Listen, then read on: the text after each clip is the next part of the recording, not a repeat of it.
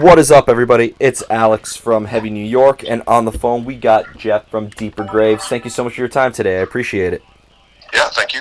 Yep, it's so awesome to have you here. I really love the Open Roads album. I just really want to know, kind of a basic question to start it off with, but really, what was Yeah. the thought process making into this, going from Final Divide to Ode to War to Open Arms and so, like, was there a preconceived idea with the making of this, or was there kind of like a lot of improvising involved?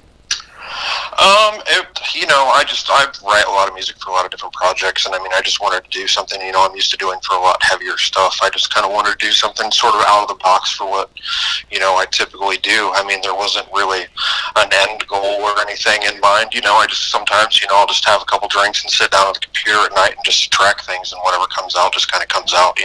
Wow. So it sounds like that Open Roads was a very, very organic project, right? Yeah, for sure. I mean, it's kind of took place over like a long period of time, just kind of going back to it, and reworking things, arranging them, adding and whatnot. But yeah, it was definitely very organic. Well, one thing I was curious about is you mentioned you collaborate with a lot of projects. Like I know you're working with Grid Failure now. You playing with Chrome Waves and so many bands. Is like the mind frame different depending on the projects you're working on, or like is there like a usual method behind the madness that applies to everything?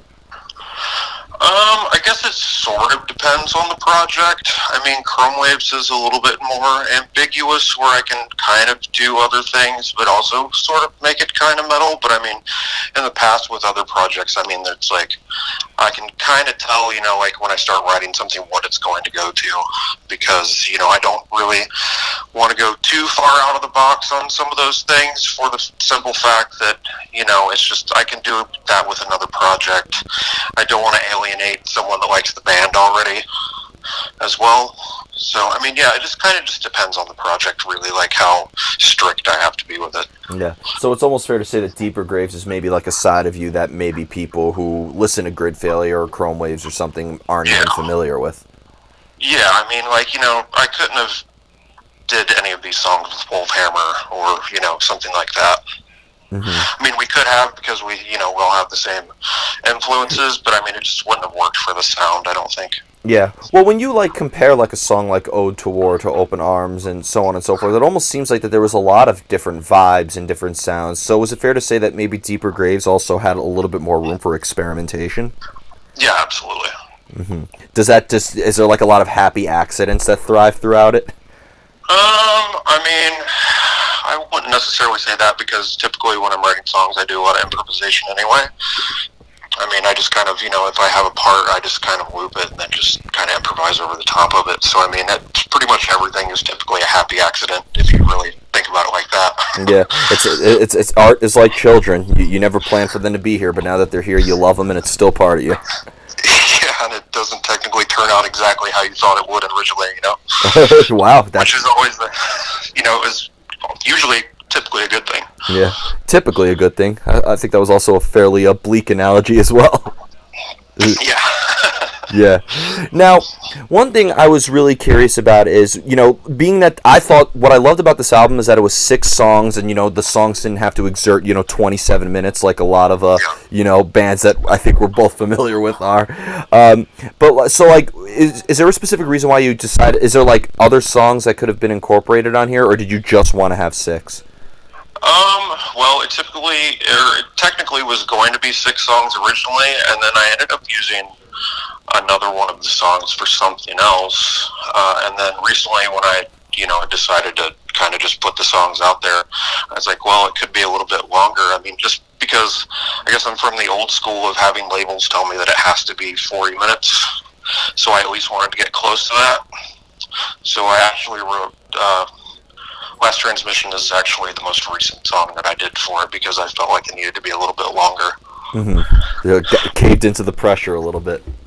Yeah, it's not really that big of a deal because, it's no problem to, like, just pull out a song in a day. Yeah. Well, here comes the most difficult question of the whole interview. How do you know when a song is done? You just kind of know. I mean, I'm not really one of those people that overthinks things and sits on it for too long. I'm not going to go back to something 2 years later and really want to change it. I mean, you just kind of know, and it's, you're always going to have regrets about it, regardless. and I just know that that's just part of the process at this point. Fair enough.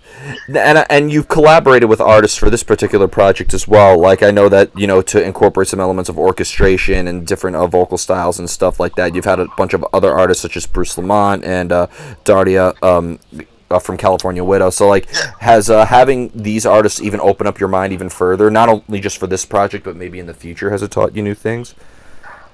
I mean, as far as cellos or whatever, I worked with Chris on numerous projects, and I mean, I just knew that this was kind of like right up his alley as far as what he does best. I mean, I've known Bruce for years and years, and he was on 2 Knock Mystium records that I was on, so I've always enjoyed working with him, and so I mean, it just seemed logical and obvious that these would be people that would work well with the songs. Mm-hmm. And I mean, although it's technically a solo project or whatever, to me, I mean, I still like having other people's opinions, and I like working with other people. It's why I've done so many projects in the past, Yeah. I don't think there's ever such a thing as a solo project unless you wrote all the music, mixed it, mastered it, produced it. Like, hell, even if you did all the artwork. Like, I don't think it's a solo album if there is one other additional input on it. Totally, I get that. Yeah. And when it comes to, like, getting inspired, does, like, inspiration just come out of the blue sometimes, or do you kind of need to put yourself in a certain element for the creative energy to flow? I'm definitely one of those people that has to get out of bed at like 4 o'clock in the morning and go to my office and track something, because, I mean, I definitely don't sit down for 8 hours a day. I know Nick Cave sits in his office for 8 hours a day and tries to write. There's no way I couldn't do it like that. I have too many other things going on to work like that. So, it's kind of sporadic, and, it could be 6 in the morning, it could be 3 in the afternoon. But, I'll sit there and I'll at least get the idea down and come back to it later.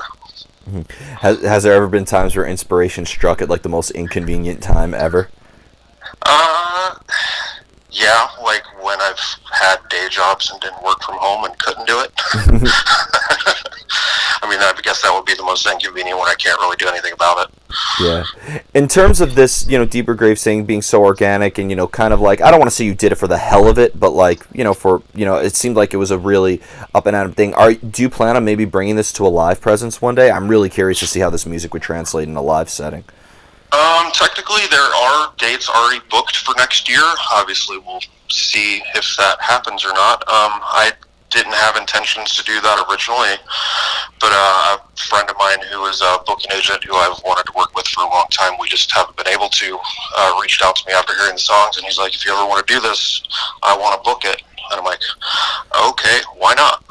So there technically is about a month worth of shows booked for next year, so... Oh, awesome. Are you going to be hitting New York, possibly?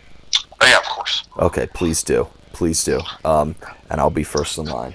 And that kind of led me into a couple of other questions. Like, when it comes to, like, lyricism, like, is there ever a time where concepts or stories or lyrics could determine the music itself in a way? Or is that almost kind of like the last priority?